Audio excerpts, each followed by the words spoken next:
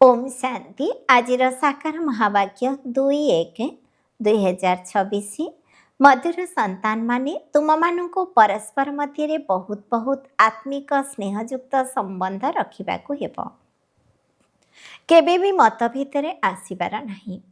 प्रश्न प्रत्येक ब्राह्मण संतान निज मन को केउ प्रश्न पचारिबा उचित। उत्तर निज मन को पचार मु ईश्वरंक हृदय स्थान पाइछि। 2 मु केते दैवी गुण धारणा करिछि। 3 मु ब्राह्मण होई ईश्वरीय सेवारे बाधा सृष्टि करू नहीं तो। 4 सर्वदा क्षीरखंड होई श्रेष्ठ स्थिति रे रहुछि। आमर परस्पर मध्य एकमत रहुछि। 5 मु सर्वदा श्रीमतर पालन करुछि। गीत अछि भोलानाथ से निराला। ओम शांति।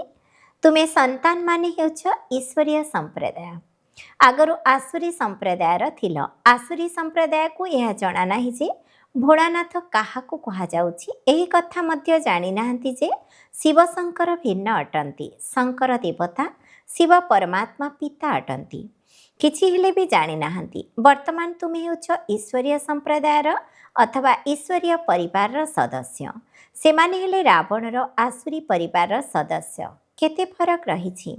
एबे तुमे ईश्वरीय परिवार ईश्वरंक द्वारा शिखुछ जे परस्पर मध्य किपरि आत्मिक स्नेह रहिबा उचित। परस्पर मध्य ब्राह्मण कूल आत्मिक स्नेह भरिबाकु हेबो। जहाँक मध्य संपूर्ण स्नेह नथिबो सेमाने उच्च पद पाई परिबे नाही। सेठारे तो एक धर्म एक राज्य हेबो। परस्पर मध्य कौनसी झगड़ा हेबो नाही। एठारे तो राजत्व नाही। ब्राह्मण मानक मध्य थिबा देह अभिमान थिबा कारणरू मतभेद आसी जाउछंती। एहीपरि मतभेद रहिले दंड भोग करी उत्तीर्ण हेबे। पुणी सेठारे एक धर्म रहिबो। तेणु सेठारे शांति रहिबो। सेपटे आसुरी संप्रदाय अथवा आसुरी परिवार रहिछि। एठारे ईश्वरीय परिवार अछि।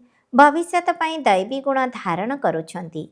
बाबा सर्वगुण संपन्न कराउछंती। समस्ते तो हेउ नाहंती। जे माने श्रीमत पालन करुछंती सेही माने बीजमाଳାର दाना हेबे।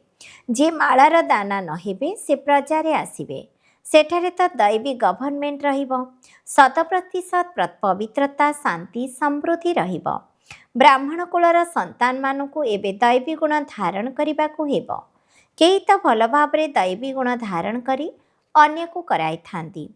देही अभिमानी हेले ईश्वरीय परिवार रे परस्पर आत्मिक स्नेह मध्य रहिबो।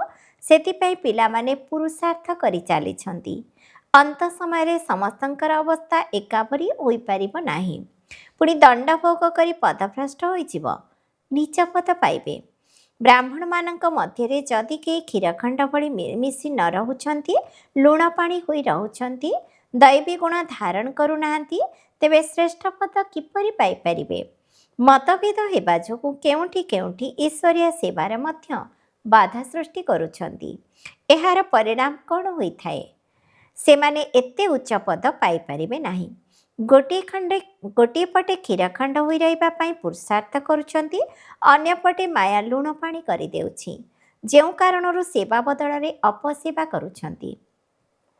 बाबा बसी बुझाउछंती तुमे ईश्वरीय परिवार सदस्य अट। ईश्वरंक साथी रे रहुछ मध्य। के साथी रे रहउछंती, के अन्य गाँ रे रहउछंती, किंतु एकाठी अछ ना। बाबा मध्य भारत को आसुछंती। मनुष्य एकथा जानि नाहंती शिव बाबा केबे आसुछंती, आसी कौन करुछंती। तुमको एबे बाबांक द्वारा सत्य परिचय प्राप्त हेउछि। रचयिता एवं रचनार आदि मध्य अंत को एबे तुमे जानिछ। दुनिया को जना नाही जे ई चक्र किपरि घुरुछि। वर्तमान केउ समय चली बिल्कुल घोर अंधकार रे रहिछंती। तुमको रचयिता बाबा आसी समस्त समाचार सुनाउछंती।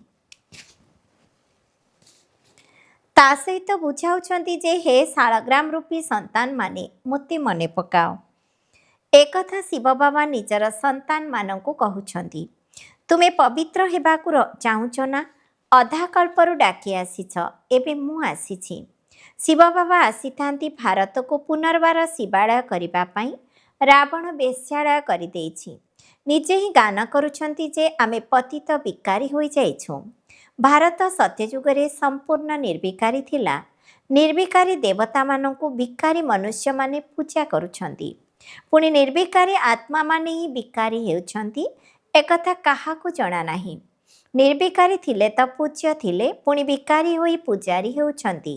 ସେଥିପାଇଁ ତ ଡାକୁଛନ୍ତି, ହେ ପତିତ ପାବନ ଆସ, ଆସି ନିର୍ବିକାରୀ କରାଅ। ବାବା କହୁଛନ୍ତି, ଏଇ ଅନ୍ତିମ ଜନ୍ମ ତୁମେ ପବିତ୍ର ହୁଅ। କେବଳ ମୋତେ ମନେ ପକାଇଲେ ତୁମର ପାପ କଟିଯିବ ଏବଂ ତୁମେ ତମ ପ୍ରଧାନରୁ ସତୁ ପ୍ରଧାନ ଦେବତା ହୋଇଯିବ। ପୁଣି ଚନ୍ଦ୍ରବଂଶୀ କ୍ଷତ୍ରିୟ ପରିବାରରେ ଆସିବ। ବର୍ତ୍ତମାନ ଈଶ୍ୱରୀୟ ପରିବାରରେ ଅଛ, ପୁଣି ଦୈବୀ ପରିବାରରେ 21 ଜନ୍ମ ରହିବ। ବର୍ତ୍ତମାନ ଏହି ଈଶ୍ୱରୀୟ ପରିବାରରେ ତୁମେ ଅନ୍ତିମ ଜନ୍ମ ଅତିକ୍ରମ କରୁଛ। ଏହି ଜନ୍ମରେ ତୁମକୁ ପୁରୁଷାର୍ଥ କରି ପୁଣି ସର୍ବଗୁଣ ସମ୍ପନ୍ନ ହେବାକୁ ପଡ଼ିବ। ତୁମେ ପୂଜ୍ୟ ଥିଲ, ରାଜ୍ୟ କରୁଥିଲ, ପୁଣି ପୂଜାରୀ ହୋଇଛ।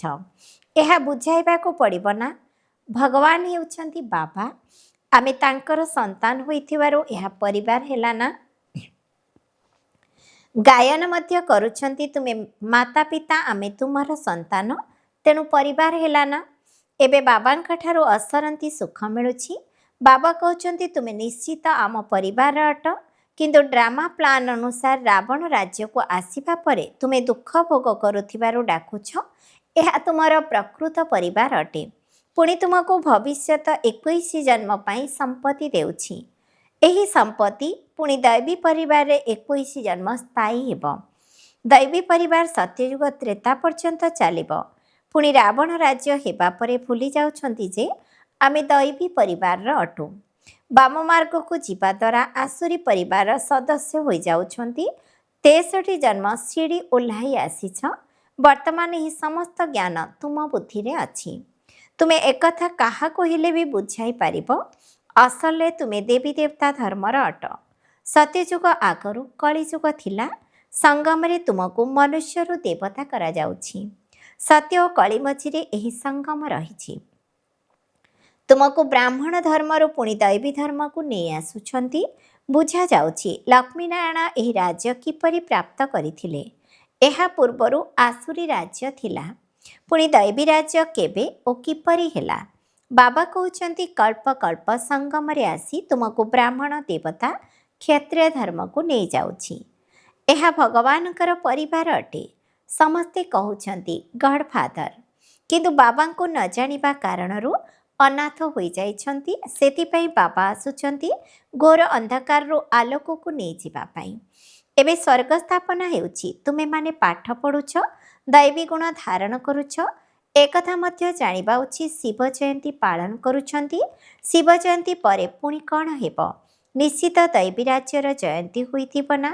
ସ୍ୱର୍ଗ ସ୍ଥାପନାକାରୀ ଈଶ୍ୱର ପିତା ସ୍ୱର୍ଗର ସ୍ଥାପନା କରିବା ପାଇଁ ସ୍ୱର୍ଗକୁ ତ ଆସିବେ ନାହିଁ।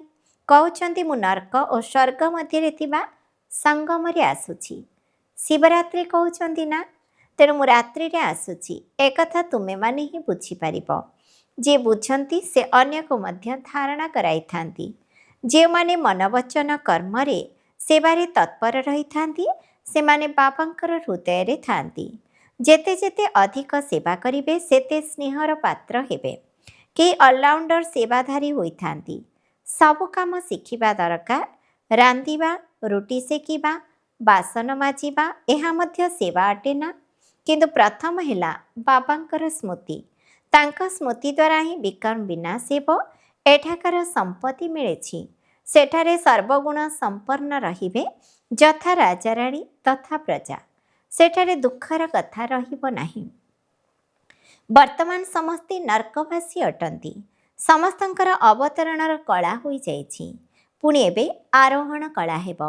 ବାବା ସମସ୍ତଙ୍କୁ ଦୁଃଖରୁ ମୁକ୍ତ କରି ସୁଖକୁ ନେଇଯାଉଛନ୍ତି। ସେଥିପାଇଁ ତାଙ୍କୁ ମୁକ୍ତିଦାତା କୁହାଯାଉଛି। ଏଠାରେ ତୁମର ନିଶା ରହୁଛି। ଆମେ ବାବାଙ୍କ ଠାରୁ ସମ୍ପତ୍ତି ନେଇ ଯୋଗ୍ୟ ହେଉଛୁ। ସେହିମାନଙ୍କୁ ହିଁ ଯୋଗ୍ୟ କୁହାଯିବ ଯେ ଅନ୍ୟକୁ ରାଜପଦ ପାଇବାର ଯୋଗ୍ୟ କରାଉଛନ୍ତି।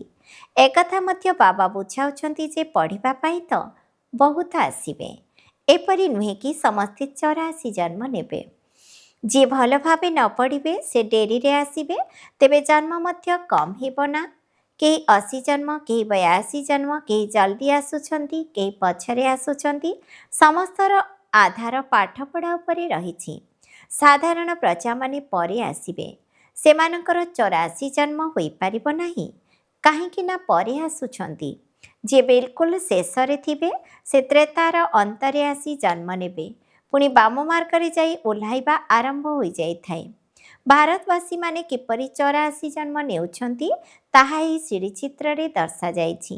ଏହି ସୃଷ୍ଟିଚକ୍ର ଡ୍ରାମାର ରୂପ ଅଟେ। ଯିଏ ପାବନ ଥିଲେ ସେ ଏବେ ପତିତ ହୋଇଯାଇଛନ୍ତି, ପୁଣି ପବିତ୍ର ଦେବତା ହେବେ। ବାବା ଆସିଲେ ସମସ୍ତଙ୍କର କଲ୍ୟାଣ ହୋଇଥାଏ। ସେଥିପାଇଁ ଏହାକୁ ଆସ୍ପିସିୟସ୍ ଅର୍ଥାତ୍ ପୁଣ୍ୟବନ୍ତ ଯୁଗ କୁହାଯାଉଛି। ଏହା ବାବାଙ୍କର ହିଁ ଅବଦାନ ଅଟେ, ଯିଏକି ସମସ୍ତଙ୍କର କଲ୍ୟାଣ କରୁଛନ୍ତି। ସତ୍ୟଯୁଗରେ ସମସ୍ତଙ୍କର କଲ୍ୟାଣ ହୋଇଥିଲା, କୌଣସି ଦୁଃଖ ନଥିଲା। ଏକଥା ତ ବୁଝାଇବାକୁ ହେବ ଯେ ଆମେ ଈଶ୍ୱରୀୟ ପରିବାରର ସଦସ୍ୟ ଅଟୁ। ଈଶ୍ୱର ସମସ୍ତଙ୍କର ପିତା ଅଟନ୍ତି। ଏହିଠାରେ ହିଁ ତୁମେ ମାତା ପିତା ବୋଲି ଗାୟନ କରୁଛ, ସେଠାରେ ତ କେବଳ ଫାଦର କୁହାଯିବ। ଏଠାରେ ତୁମକୁ ମାତା ପିତା ମିଳିଛନ୍ତି। ଏଠାରେ ତୁମ ସନ୍ତାନମାନଙ୍କୁ ପୋଷ୍ୟ କରାଯାଉଛି। ପିତା ସୃଷ୍ଟିକର୍ତ୍ତା, ତେଣୁ ମାତା ମଧ୍ୟ ଥିବେ, ନଚେତ୍ ରଚନା କିପରି ହେବ? ହେଭେନଲି ଗଡ଼ଫାଦର ଅର୍ଥାତ୍ ସ୍ୱର୍ଗ ସ୍ଥାପନକାରୀ ଈଶ୍ୱର ପିତା କିପରି ସ୍ୱର୍ଗ ସ୍ଥାପନା କରୁଛନ୍ତି, ଏକଥା ନା ଭାରତବାସୀ ଜାଣିଛନ୍ତି ନା ବିଦେଶୀମାନେ ଜାଣିଛନ୍ତି। ଏବେ ତୁମେ ଜାଣିଛ ଯେ ନୂଆ ଦୁନିଆର ସ୍ଥାପନା ଓ ପୁରୁଣା ଦୁନିଆର ବିନାଶ ନିଶ୍ଚୟ ସଙ୍ଗମରେ ହିଁ ହେବ। ଏବେ ତୁମେ ସଙ୍ଗମରେ ଅଛ। ବର୍ତ୍ତମାନ ବାବା ବୁଝାଉଛନ୍ତି, କେବଳ ମୋତେ ମନେ ପକାଅ। ଆତ୍ମାକୁ ହିଁ ମନେ ପକାଇବାକୁ ହେବ, ପରମ ପିତା ପରମାତ୍ମାଙ୍କୁ। ଆତ୍ମା ମନେ ଏବଂ ପରମାତ୍ମା ଅଲଗା ରହିଲେ ବହୁକାଳ। ସୁନ୍ଦର ମେଳା କେଉଁଠାରେ ହେବ? ସୁନ୍ଦର ମେଳା ନିଶ୍ଚୟ ଏହିଠାରେ ହିଁ ହେବ। ପରମାତ୍ମା ପିତା ଏଠାକୁ ଆସୁଛନ୍ତି। ଏହାକୁ କଲ୍ୟାଣକାରୀ ସୁନ୍ଦର ମେଳା କୁହାଯାଉଛି। ସମସ୍ତଙ୍କୁ ଜୀବନ ମୁକ୍ତିର ସମ୍ପତ୍ତି ଦେଉଛନ୍ତି। ଜୀବନ ବନ୍ଧନରୁ ମୁକ୍ତ ହୋଇଯାଉଛନ୍ତି। ସମସ୍ତ ଆତ୍ମା ତ ଶାନ୍ତିଧାମ ଯିବେ, ପୁଣି ସେଠାରୁ ଆସିଲେ ଶତୁପ୍ରଧାନ ରହିବେ। ଧର୍ମସ୍ଥାପକମାନେ ଧର୍ମ ସ୍ଥାପନ ପାଇଁ ଆସିଛନ୍ତି। ସୃଷ୍ଟିରେ ତାଙ୍କର ଜନସଂଖ୍ୟା ବଢ଼ିଗଲେ ରାଜତ୍ୱ ନିମନ୍ତେ ପୁରୁଷାର୍ଥ କରିବେ। ସେ ପର୍ଯ୍ୟନ୍ତ କୌଣସି ଲଢ଼େଇ ଝଗଡ଼ା ଆଦି ରହିବ ନାହିଁ। ଶତୁପ୍ରଧାନରୁ ରଜକୁ ଆସିଲେ ଲଢ଼େଇ ଝଗଡ଼ା ଆରମ୍ଭ କରିଥାନ୍ତି। ପ୍ରଥମେ ସୁଖ ପରେ ଦୁଃଖ ପାଇଥାନ୍ତି। ଏବେ ବିଲକୁଲ ଦୁର୍ଗତି ହୋଇଯାଇଛି। ଏହି କଳିଯୁଗୀ ଦୁନିଆର ବିନାଶ, ପୁଣି ସତ୍ୟଯୁଗୀ ଦୁନିଆର ସ୍ଥାପନା ହେବ। ବାବା ବ୍ରହ୍ମାଙ୍କ ଦ୍ୱାରା ବିଷ୍ଣୁପୁରୀର ସ୍ଥାପନା କରୁଛନ୍ତି। ଯିଏ ଯେଉଁଭଳି ପୁରୁଷାର୍ଥ କରୁଛନ୍ତି ସେହି ଅନୁସାରେ ବିଷ୍ଣୁପୁରୀରେ ଯାଇ ପ୍ରାରବ୍ଧ ପାଇବେ। ବୁଝିବା ନିମନ୍ତେ ଏହା ବହୁତ ଭଲ କଥା ଅଟେ। ବର୍ତ୍ତମାନ ତୁମେ ଖୁସି ହେବା ଉଚିତ ଯେ ଆମେ ଈଶ୍ୱରଙ୍କ ଠାରୁ ଭବିଷ୍ୟତ 21 ଜନ୍ମ ପାଇଁ ସମ୍ପତ୍ତି ପାଉଛୁ। ଯେତେ ପୁରୁଷାର୍ଥ କରି ନିଜକୁ ଆକ୍ୟୁରେଟ୍ କରିବ, ତୁମକୁ ତ ଆକ୍ୟୁରେଟ୍ ଅର୍ଥାତ୍ ଠିକ୍ ହେବାକୁ ପଡ଼ିବ। ଲିଭର ଏବଂ ସିଲିଣ୍ଡର ଘଡ଼ି ମଧ୍ୟ ରହିଛି ନା। ଲିଭର ବହୁତ ଆକ୍ୟୁରେଟ୍ ହୋଇଥାଏ। ପିଲାମାନଙ୍କ ମଧ୍ୟରେ କେହି କେହି ସଠିକ୍ ହୋଇଥାନ୍ତି, କେହି ସଠିକ୍ ନ ହୋଇଥିବାରୁ ନିଚ ପଦ ପାଇଥାନ୍ତି। ପୁରୁଷାର୍ଥ କରି ସଠିକ୍ ହେବା ଉଚିତ। ଏବେ ସମସ୍ତେ ସଠିକ୍ ରୂପେ ପରିଚାଳିତ ହେଉନାହାନ୍ତି। ଏକମାତ୍ର ବାବା ହିଁ ପୁରୁଷାର୍ଥ କରାଇବେ। ଭାଗ୍ୟ ଗଢ଼ିବାର ପୁରୁଷାର୍ଥ କମ୍ ଥିବାରୁ କମ୍ ପଦ ପାଉଛନ୍ତି। ଶ୍ରୀମତରେ ନ ଚାଲିବା କାରଣରୁ, ଆସୁରୀ ଗୁଣ ନ ଛାଡ଼ିବା କାରଣରୁ, ଯୋଗଯୁକ୍ତ ହୋଇ ନ ରହିବା କାରଣରୁ ଏସବୁ ହେଉଛି। ଯୋଗଯୁକ୍ତ ହୋଇ ନ ରହିବା ଯେପରି ପଣ୍ଡିତ ପଣିଆ ଅଟେ। ଯୋଗ କମ୍ ଥିବାରୁ ଶିବ ବାବାଙ୍କ ପ୍ରତି ସ୍ନେହ ରହୁନାହିଁ। ଧାରଣା ମଧ୍ୟ କମ୍ ହୋଇଯାଏ। ସେହି ଖୁସି ରହିନଥାଏ। ଚେହେରା ହିଁ ମୂର୍ତ୍ତାର ସଦୃଶ ରହିଥାଏ। ତୁମର ଚେହେରା ତ ସର୍ବଦା ହର୍ଷିତ ରହିବା ଉଚିତ, ଯେପରି ଦେବତାମାନଙ୍କର ହୋଇଥାଏ। ବାବା ତୁମକୁ କେତେ ସମ୍ପତ୍ତି ଦେଉଛନ୍ତି। କେହି ଗରିବ ପିଲା ସାହୁକାର ପାଖକୁ ଗଲେ ସେ କେତେ ଖୁସି ହୋଇଥାନ୍ତି। ତୁମେ ବହୁତ ଗରିବ ଥିଲ, ଏବେ ବାବା ପୋଷ୍ୟ କରୁଥିବାରୁ ଖୁସି ହେବା ଦରକାର। ଆମେ ଈଶ୍ୱରୀୟ କୁଳର ହୋଇଛୁ, କିନ୍ତୁ ଭାଗ୍ୟରେ ନଥିଲେ କ'ଣ କରାଯାଇପାରିବ? ପଦଭ୍ରଷ୍ଟ ହୋଇଯିବ, ପାଟରାଣୀ ହୋଇପାରିବେ ନାହିଁ। ବାବା ଆସୁଛନ୍ତି ପାଟରାଣୀ କରିବା ପାଇଁ। ତୁମେ କାହାକୁ ହେଲେ ବି ବୁଝାଇ ପାରିବ ଯେ ବ୍ରହ୍ମା ବିଷ୍ଣୁ ଶଙ୍କର ତିନିହେଁ ଶିବଙ୍କର ସନ୍ତାନ ଅଟନ୍ତି। ଭାରତକୁ ପୁନର୍ବାର ବ୍ରହ୍ମାଙ୍କ ଦ୍ୱାରା ସ୍ୱର୍ଗ କରାଉଛନ୍ତି। ଶଙ୍କରଙ୍କ ଦ୍ୱାରା ପୁରୁଣା ଦୁନିଆର ବିନାଶ ହେଉଛି। ଭାରତରେ ହିଁ ବାକି ଅଳ୍ପ ଆତ୍ମା ରହିବେ। ପ୍ରଳୟ ତ ହେବ ନାହିଁ, କିନ୍ତୁ ବହୁତ ଶରୀର ଛାଡ଼ି ଦେଉଥିବାରୁ କୁହାଯାଉଛି ଯେପରି ପ୍ରଳୟ ହୋଇଯାଉଛି। ରାତି ଦିନର ଫରକ ରହୁଛି। आत्मा समस्ते मुक्तिधाम को चलीजे। यह पतितपावन बाबांकर ही काम अटे।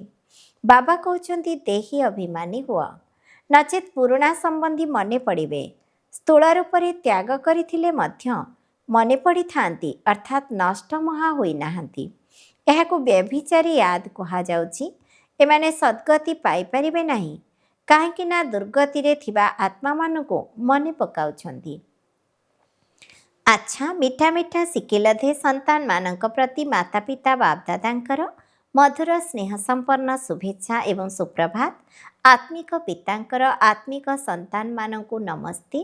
आम आत्मिक संतान मानकर मध्य आत्मिक पितांकु नमस्ते। नमस्ते बाबा, नमस्ते। धारणा पाई मुख्य सारांश 1 नंबर, बापदादांकर हृदय रे स्थान पाइबा पाई मन वचन कर्म रे सेवा करिबा को हेबो। एक्यूरेट अर्थात यथार्थ एवं ऑलराउंडर अर्थात सब कर्म रे दक्ष हेबाको पड़िबो। 2 नंबर, एभली देही अभिमानी हेबाको पड़िबो जेपरि कौनसी भी पुराणा संबंधी मने पड़ु नथिबे।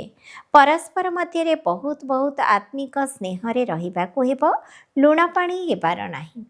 वरदान, विश्व परिवर्तन श्रेष्ठ कार्य रे निजर अंगुली लगाउथिबा महान तथा निर्माण हुआ।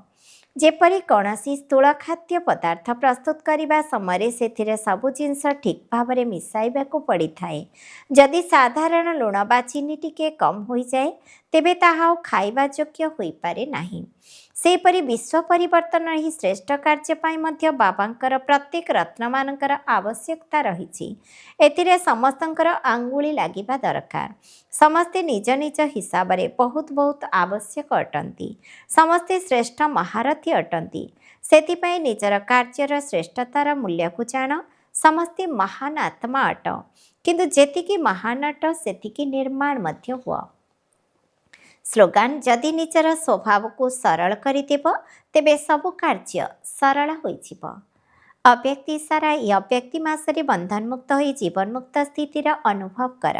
जीवन निर्वाह करिबारे समय परिस्थिति और समस्या गुड़िक संकटापन्न होइथिले मध्य वायुमंडल 2 गुणा दूषित होइथिले मध्य तार प्रभाव मुक्त रहिबाको हेबो एवं सबु प्रकार भिन्न भिन्न बंधन गुड़िक ठारू मुक्त रहिबाको हेबो। जेपरि गोटिए भी सूक्ष्म बंधन नथिबो। एहिभଳି बंधन मुक्त एवं जीवन मुक्त प्रत्येक ब्राह्मण संतान को हेबाको पड़िबो। एही संगम जुगरे ही जीवन मुक्त स्थितिर प्रारब्धर अनुभव करिबाको हेबो। ओम शांति।